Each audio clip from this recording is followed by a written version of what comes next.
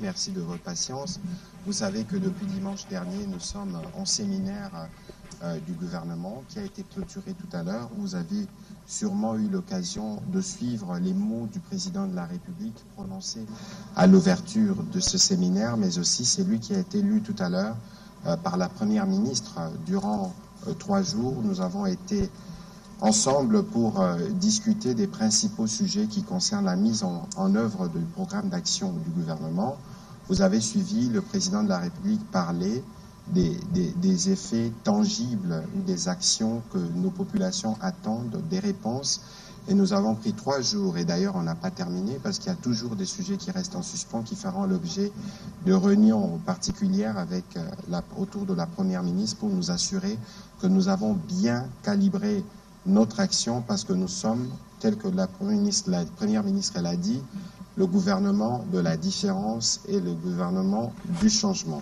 Alors on disait gouvernement de warriors, je pense que la Première ministre a donné une indication sur comment notre gouvernement doit être perçu, parce que nous sommes engagés à le faire et nous avons signé un acte d'engagement à la clôture de 10 travaux, sûrement que beaucoup d'entre vous ont couvert ces activités.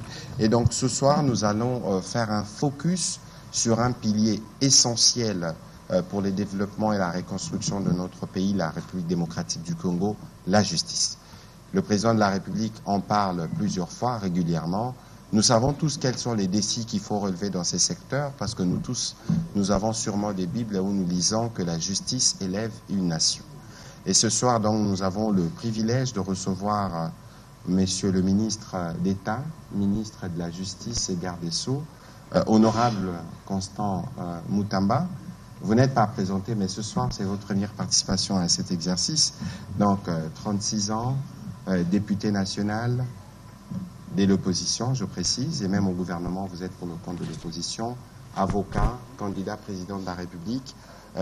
Avant qu'on aille d'ailleurs dans les vifs du sujet, comment avez-vous accueilli votre désignation à ces prestigieux postes de garde de Sceaux du gouvernement de la République démocratique du Congo? Mais avec beaucoup de modestie, pour avoir eu une petite expérience sur la question de la gestion de la chose publique.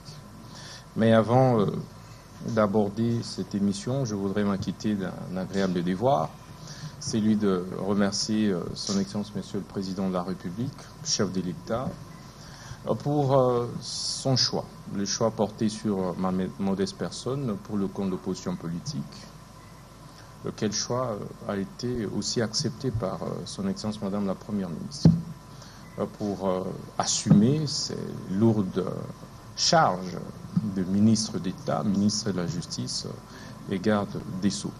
Et donc le jour où il m'a été annoncé que j'étais nommé ministre d'État, ministre de la Justice et garde des Sceaux, j'ai accueilli cette nouvelle avec beaucoup d'humilité, beaucoup de modestie. Voilà, monsieur le ministre d'État, ministre de la Justice, il y a beaucoup de sujets que vous abordez dans le cadre de vos responsabilités en tant que ministre de la Justice. Nous n'aurons sûrement pas le temps de tout épuiser, mais comme des traditions au cours de cet exercice des redevabilités, qu'est-ce que vous pouvez nous dire en liminaire de votre vision, évidemment, ou de comment vous comptez mettre en œuvre la vision du président de la République dans le cadre de votre secteur? Vous savez, le chef de l'État, lorsqu'il nous a nommés, il nous a assigné un certain nombre de missions claires. C'est de faire l'état des lieux du secteur de la justice qualifié de malade. Et ensuite, proposer une grille d'action qui pourront évidemment répondre aux attentes non seulement du chef de l'État, mais aussi et surtout de notre population. Ça veut dire que nous avons été à la recherche de la thérapie, du produit, médicaments qui pourront éventuellement aider à guérir cette justice qualifiée de malade. Et pour ça, nous avons identifié un certain nombre de priorités. Ça veut dire qu'il faudrait réformer. Le chef nous a donc assigné la mission d'être le ministre de la Justice réformateur. Réforme sur un certain nombre de questions, notamment les climats des affaires. Il faut impérativement redonner confiance aux Congolaises et aux Congolais, redonner confiance aux opérateurs économiques, redonner confiance aux étrangers qui choisissent la RDC comme seconde patrie. Et pour ça, il faut rapidement travailler sur la sécurité juridique et judiciaire. Cela nécessite des réformes. Et c'est pourquoi nous nous sommes attelés très rapidement à travailler sur un certain nombre d'initiatives, de projets, des textes qui tendent évidemment à protéger les entreprises, services, établissements publics des saisies intempestives et barbares de leurs comptes, mais aussi nous avons travaillé sur un texte qui institue ce qu'on appelle en droit comparé la caution judiciaire, mais dans notre droit, c'est la consignation des frais. Le chef nous avait dicté de travailler sur ces deux textes en urgence, lesquels ont été adoptés au dernier Conseil des ministres. Nous nous sommes également attelés à travailler avec les huissiers de justice pour mettre en place une commission mixte qui devait désormais toiletter le processus d'exécution des décisions de justice. Parce qu'il s'est avéré que malheureusement, la plupart des doléances, des jérémiades, des justiciables relevaient plutôt des exécutions, des mauvaises exécutions des décisions de justice. Tantôt, puisqu'il s'agissait, ou il s'agit des jugements uniques, généralement assortis des clauses exécutoires sur minute, et donc c'est des clauses dolosives qui mettent en mal les entreprises publiques ainsi que les entreprises privées. Et donc il fallait arrêter ça, en complicité avec malheureusement certains juges véreux. Je ne dis pas que tous les juges sont véreux, certains magistrats véreux, certains avocats véreux, certains huissiers véreux. Et bref, il fallait arrêter tout de suite l'hémorragie. Nous sommes attelés à cela et je pense qu'avec ces mesures et ces réformes que nous venons d'amorcer et apporter dans les jours et semaines qui viennent, nous allons devoir stopper de manière drastique cette hémorragie des détournements, des délinquances économiques et financières. Nous nous sommes également attelés à travailler sur le parquet financier. Au deuxième Conseil de ministres, le chef de l'État nous avait instruit de manière claire de réfléchir sur la mise en place du parquet économique et financier en vue de lutter efficacement contre la corruption et la délinquance économique et financière. Nous avons travaillé sur le texte que nous avons soumis à la Commission permanente de réforme du droit congolais. Et donc le texte est quasi prêt. Et dans les jours qui viennent, nous allons devoir le transmettre à la Commission des lois pour son adoption au Conseil des ministres avant de le transmettre au Parlement. Nous avons également travaillé sur l'assainissement du secteur de culte et association. Comme vous le savez, il y a eu une anarchie inédite dans les secteurs des cultes et associations. Quiconque s'est réveillé et se faisait appeler apôtre, voire pape. Donc même moi, je pouvais m'octroyer le titre de pape Constant Moutaba. Et donc, il fallait vite arrêter cela, où vous avez une floraison d'églisettes, ou mieux églises, sur chaque coin de rue. Et nous avons mis en place une commission, après plusieurs séances de travail avec tous les chefs religieux, nos prélats catholiques, les protestants. J'ai rencontré tous les responsables, le président des LCC et bien d'autres. Réveil, Kimbanguiste et autres. Nous nous sommes accordés qu'il fallait assainir. Et nous avons mis en place une commission qui a travaillé sur les mesures drastiques d'assainissement. Et le samedi dernier, nous avons clôturé les travaux et les mesures ont été rendues publiques. Entre autres, nous avons interdit, de commun accord, de trouver des églises dans un rayon de 500 mètres. Donc il faudrait créer une distanciation pour permettre aux enfants, à nos enfants, pour permettre à nos populations de pouvoir respirer pour ceux, par exemple, qui sont athées ou qui ne croient pas en ces églises-là. Nous avons également travaillé sur l'F92, le fameux folio 92, en fait, qui était une pratique barbare et illégale qui faisait échapper à la République démocratique du Congo des millions et des millions de dollars. Alors, qu'est-ce que nous avons fait? Sur cette question, de manière courageuse, nous avons supprimé cette affaire des F92 pour faire revenir tout le monde sur la légalité. Seule la personnalité juridique est reconnue dans notre droit. C'est la loi de 2001 sur les associations et établissements d'utilité publique. Mais alors, sur cette question, nous avions d'abord accordé 1 mois. Ensuite, nous venons de prolonger ce délai de 90 jours. Mais ceci nous a permis, en 3 semaines, de décupler les recettes du ministère de la Justice seulement dans ces secteurs des cultes et associations. La semaine prochaine, au mieux d'ici la fin de cette semaine, nous allons devoir, après conciliation de compte avec la DGRAD, publier les chiffres que la République a captés à partir de cette réforme courageuse. Et ceci étant, nous avons décidé de signer des personnalités juridiques conformément à la loi. Et c'est ce que nous faisons maintenant. Et nous avons également instauré le système de permis d'exercice de culte. Tu ne peux plus te réveiller un bon matin, tu n'as pas fait la théologie, tu n'as aucun prérequis, et te faire appeler pasteur. Il y a eu beaucoup d'abus. J'ai reçu un appel divin. J'ai reçu un appel divin, comme vous l'avez dit. Voilà, j'ai reçu de la prophétie de Dieu, etc. Il y a eu beaucoup d'abus, beaucoup de couples se sont disloqués, beaucoup de foyers se sont altérés. Bref, il y a eu beaucoup de divisions sociales dues, entre autres, au phénomène Église, où vous avez constaté vous-même des pasteurs s'insulter sur les réseaux sociaux. Des pasteurs, il y en a même un qui m'a pratiquement apostrophé et tout. Et donc ça doit cesser. Pourquoi? C'est des leaders d'opinion qui ont vocation à ramener la masse vers le haut. Et donc, de ce point de vue, nous avons dit désormais il faut le permis de culte. On va me dire non, il y a cette problématique qui est déjà réglée par la loi. Non, la loi ne règle pas la question du pasteur. La loi règle la question du représentant légal. C'est ce que dit la loi. Ce n'est pas le pasteur.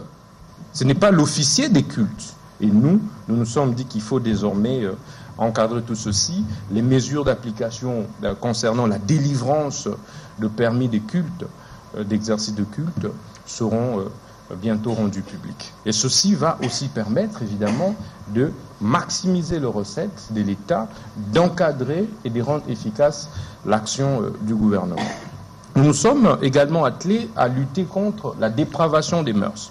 Évidemment, il y a eu de la confusion sur cette question, où j'ai vu des campagnes de certains médias contre notre modeste personne. Non, nous sommes une société bantoue.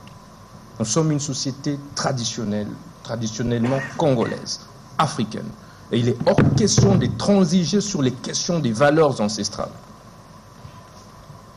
L'Europe et les Européens ont leur culture, les Congolais et les Africains, nous avons notre culture. Et de ce point de vue, il est inadmissible de voir la manière dont la dépravation des mœurs a été mise au devant de la scène. Il est anormal de voir qu'aujourd'hui, nos enfants aient pris l'habitude de faire l'apologie du sexe sur les réseaux sociaux, sur les télévisions, etc. Nous avons dit non. Que ce soit les hétéros, que ce soit les homosexuels, tous doivent faire leur pratique dans leur maison. Il est hors de question d'accepter que nos enfants puissent reproduire les antivaleurs à partir de la télé. Bon, malheureusement, ça a été mal interprété et je remercie les forces de l'ordre pour avoir évidemment travaillé avec professionnalisme sur cet état des choses. Donc il n'a jamais été question pour le ministre de la Justice de la République démocratique du Congo de pouvoir s'attaquer singulièrement aux homosexuels. Ça a été une campagne, une cabale montée de toutes pièces par les ennemis de notre peuple, les ennemis des Africains, les ennemis des Congolais. Et donc, c'est une opération qui a réussi et nous avons également à l'occasion lancé l'opération contre les nuisances sonores. Comme vous le savez, ce ne sont pas les textes qui nous manquent, mais c'est leur applicabilité ou application. Il y a des textes qui qui réglemente la problématique des nuisances sonores. On vous dit non. Il est anormal que nos enfants puissent étudier avec des bars à côté, qui mettent la musique comme bon leur semble, avec des églises qui mettent la musique comme bon leur semble. On ne dit pas question. Nous avons recouru et donc au texte qui répond à la question, qui protège les droits voisins, et nous avons donné des injonctions claires, aussi bien au procureur général près la Cour de cassation qu'aux autres services pour que ces lois soient d'application stricte. Ce qui a été fait, et c'est un processus en cours qui va s'étendre sur l'ensemble du pays.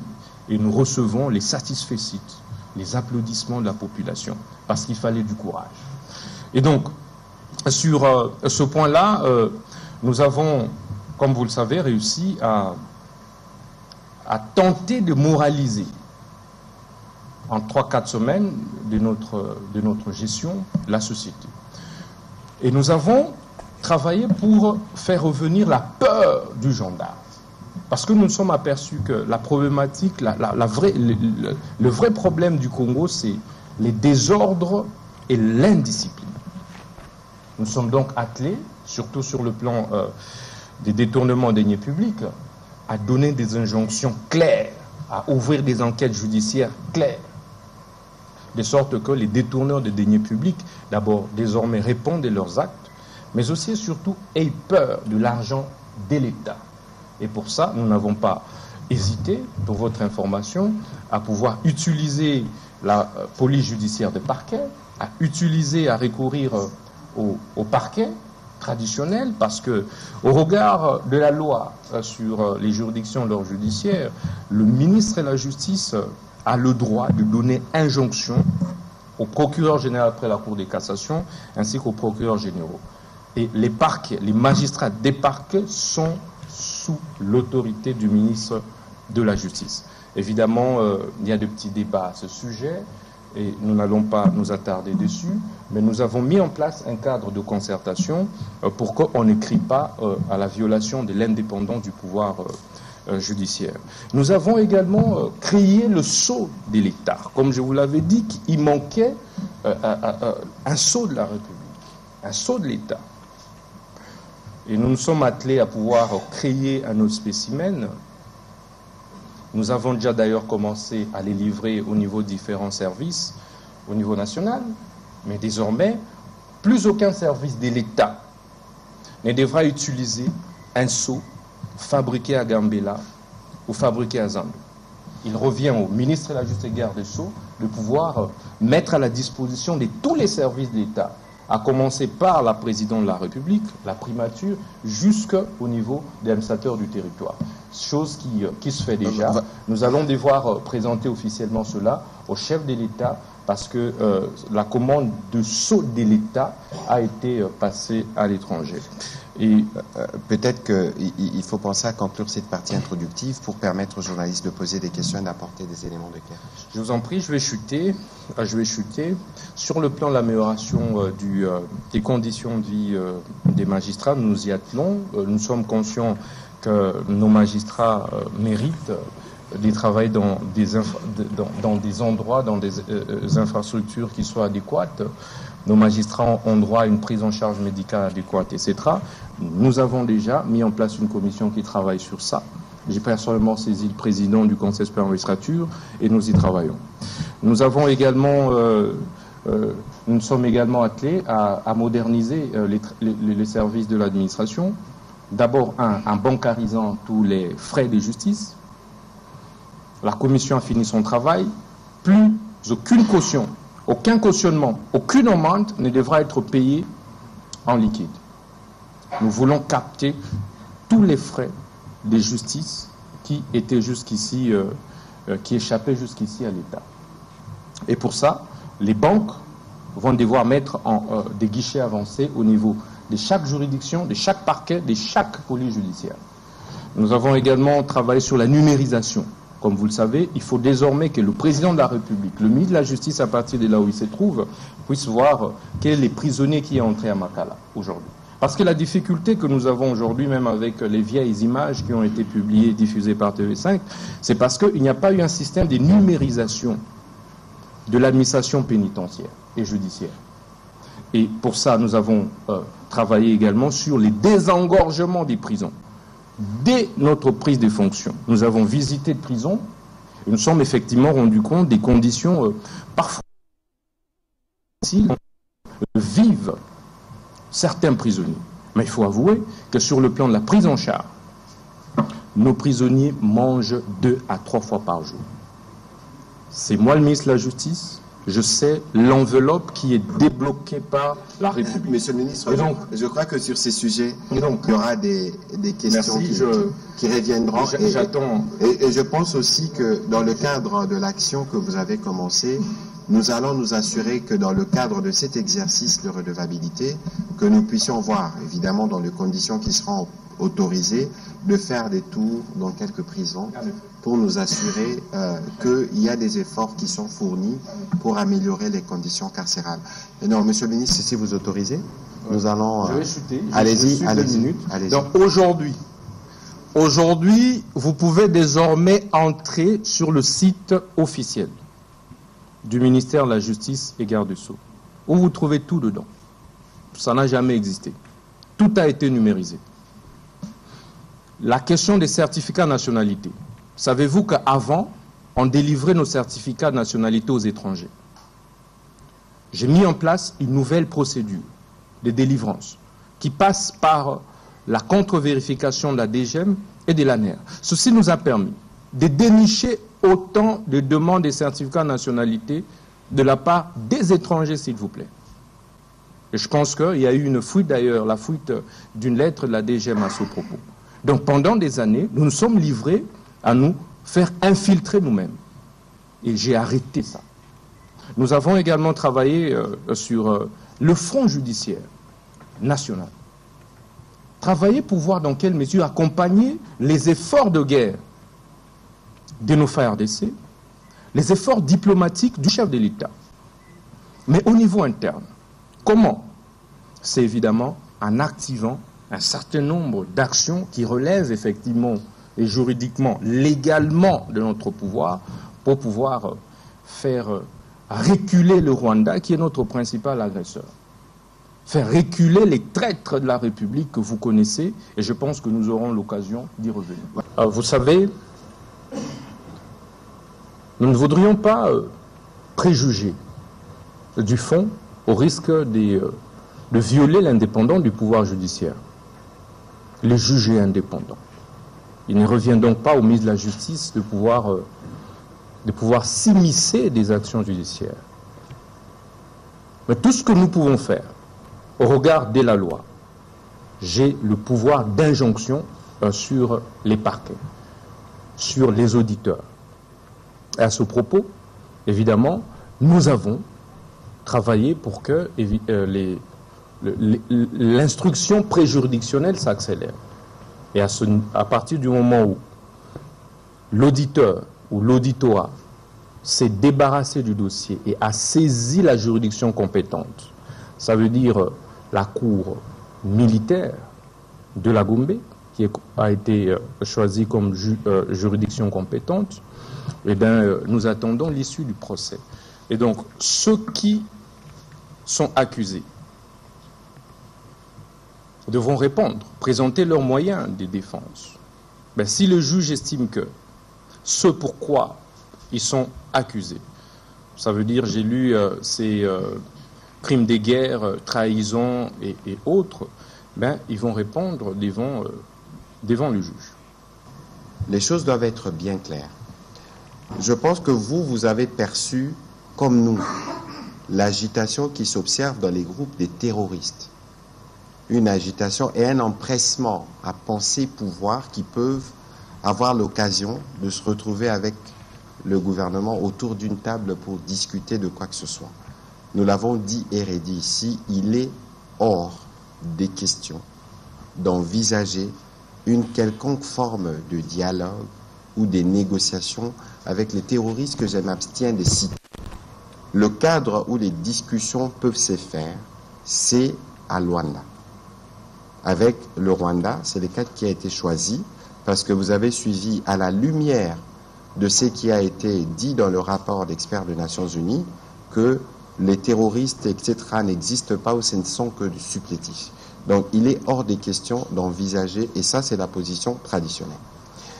Deuxièmement, même si alors, par l'absurde, nous disions que nous devions discuter avec eux, pensez-vous que c'est les coordonnateurs du PDD-RCS que le gouvernement aurait mandaté?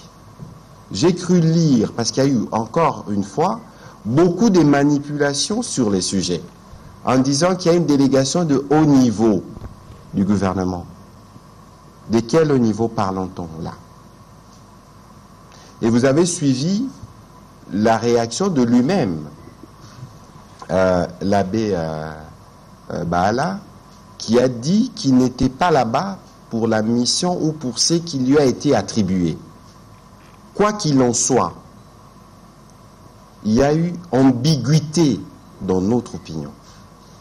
Et dans le tweet que je fais hier, c'était pour casser toute forme, alors toute forme de manipulation, croyant que le gouvernement avait dépêché quelqu'un pour prendre langue avec les autres. Et donc ici, il y a évidemment une enquête qui a commencé pour en connaître les détails, mais visiblement, il semble que si s'avère que l'abbé Baala a eu une quelconque forme de discussion avec ces terroristes, nous le saurons, parce que lui-même, il doit venir s'expliquer sur ce qu'il en est exactement, pourquoi on les lui a attribués.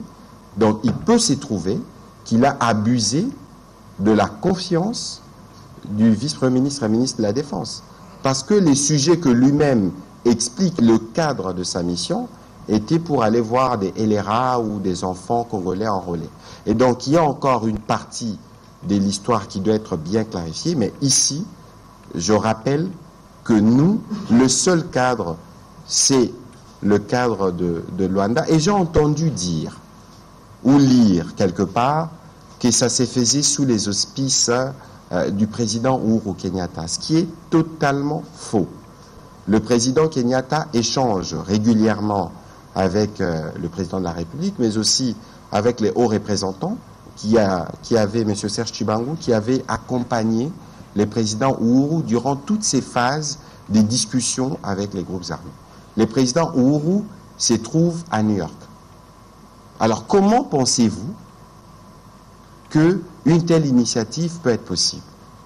Et puis il ne faut pas oublier que nous avons, nous, demandé des clarifications au gouvernement ougandais. Vous avez vu que ma collègue, la vice-ministre des Affaires étrangères, avait reçu les chargés d'affaires de l'Ouganda, parce que pour nous, comme il était prévu, nous attendons des clarifications.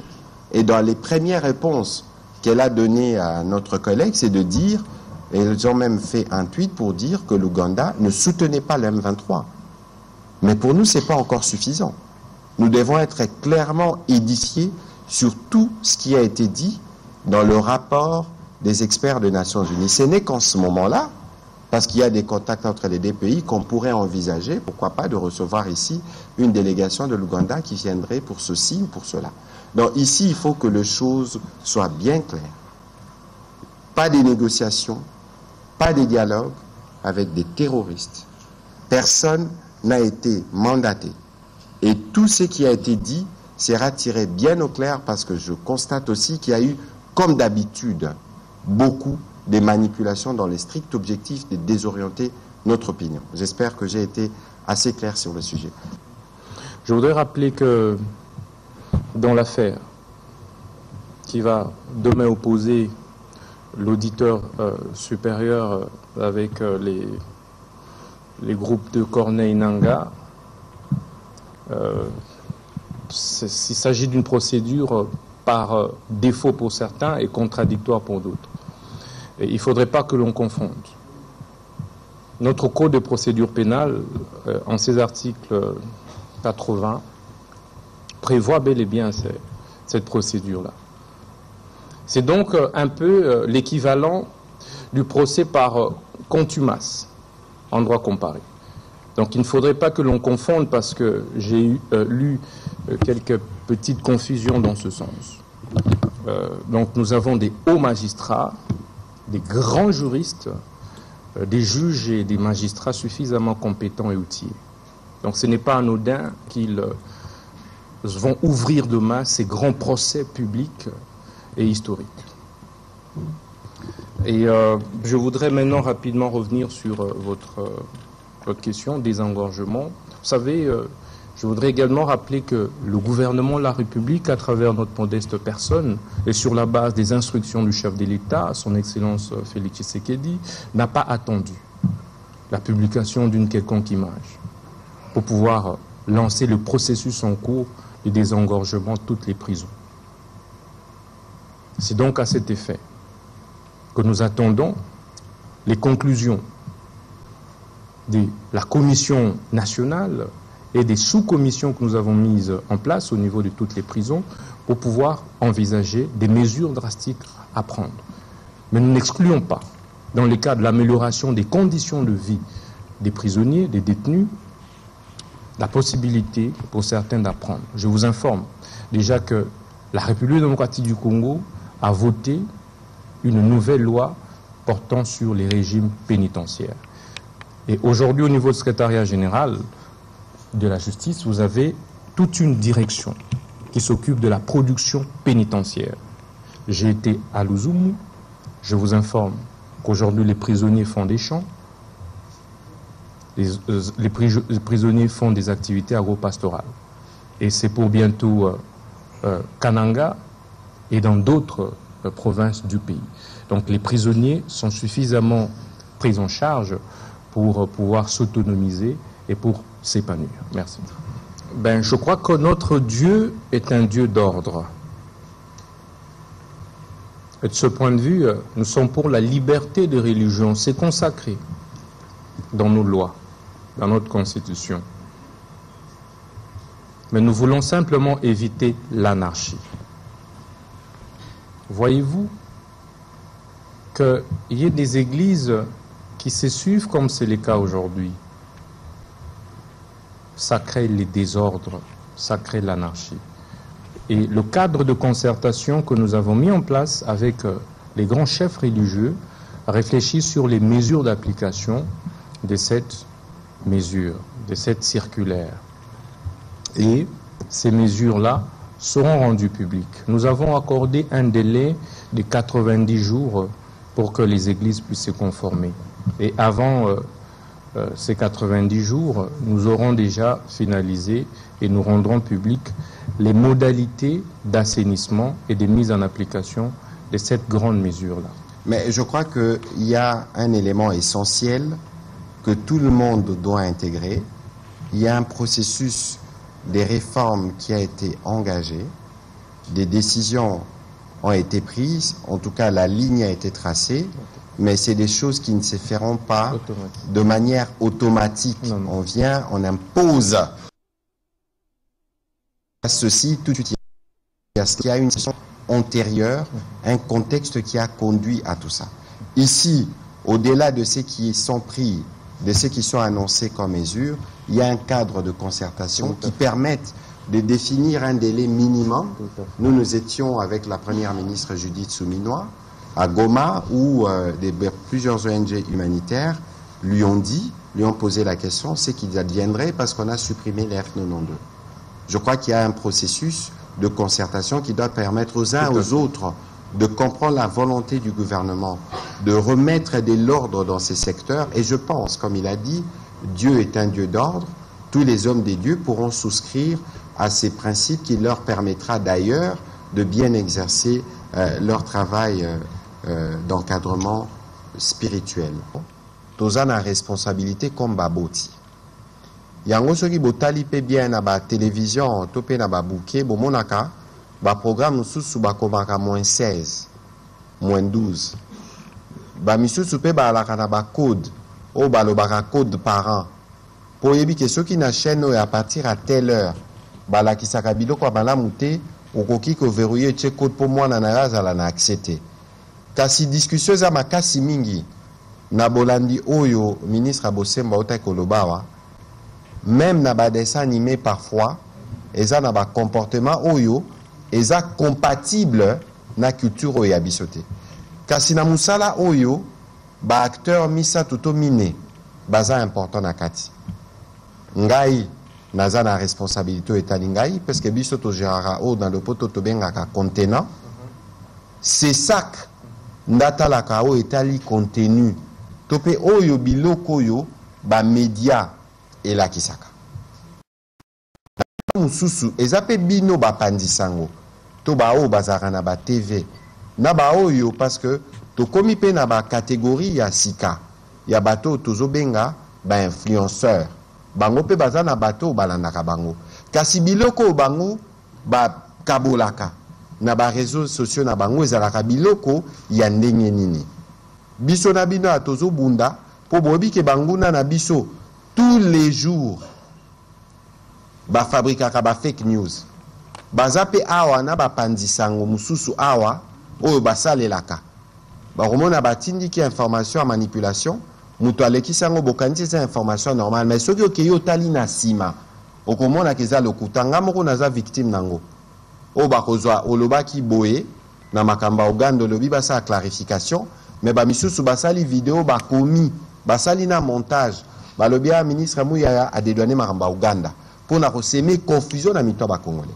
yango rôle na bino eza crucial mpona kovérifier na badimension etali oyo ya biso mais mpona kotala responsabilité oyo ya bino biso mingi l'air tozokola tozalaka na OZRT tozalaka kaka na chaîne moko chaîne nationale kasi lelo bana na biso baza na basollicitation ebele na cadre ya mandat na biso oyo au président na premier ministre bapesi biso responsabilité tokokontinue mpe mosala ya salubrité médiatique mpe na ndeko na ngai Christian Bosemena Sesak tokotala na ye ndenge tokotravaille siko dimension oyo biso ifo to intégrer tokotravaille yango na ministre oyo atali makambo ya numérique poste et télécommunication parce que eza ba question transversale eza ba Facebook TikTok il faut to solola na ba responsable nango bakambi nango po soki biso pe tomoni ki elekisi tokoki pe kokata ngo comme ça to protéger bana na biso donc oana nyonso pona biso c'est une urgence absolue ya ko travailler na ba responsable nyonso wana ba réseaux sociaux muta ko sabinote les États-Unis n'habite ceux qui basi ba bannir bango pe bazaye ko prévoir ko bannir TikTok bomona peke na Europe mobimba bakanga Russia TV chaîne à ba Russie pe bakanga donc kasi mukolo biso to ko télématologie chaîne oyo tozo kanga yango bo télématé bon le beau violation à liberté d'expression toki nini parce que biso nde toza ba gardien ya ba valeur o ya biso nde pe toza ba gardien ya ba éducation o bana na biso ba kozwa na rosilisa na koloba bo bomoni na gouvernement oyo toza na ba mama mibale mineta ya EPST madame Raissa Malou aza ministre ya éducation na nouvelle citoyenneté toza pe na ministre ya jeunesse et éveil patriotique madame Noëlla Ayega Nagato voilà j'ai bien dit les noms yepe azana composante ya éveil patriotique na nouvelle citoyenneté na communication tozo travailler ensemble pour na mikolo ezali koya toko salela kaka bino na bakano na bino poto loba citoyenneté eza nini éveil patriotique eza nini comportement nini obiso tozozela na ba congolais pona kotala ndenge nini lobi biso nyonso to mema contribution pour Congo kende liboso donc kasi na wana na baboti na bapandisango na biso nyonso il faut to tcha maboko to s'assurer que to protéger bana na biso nde bongo to ko préparer à venir ya ekolo na biso mobimba je pense que la réponse est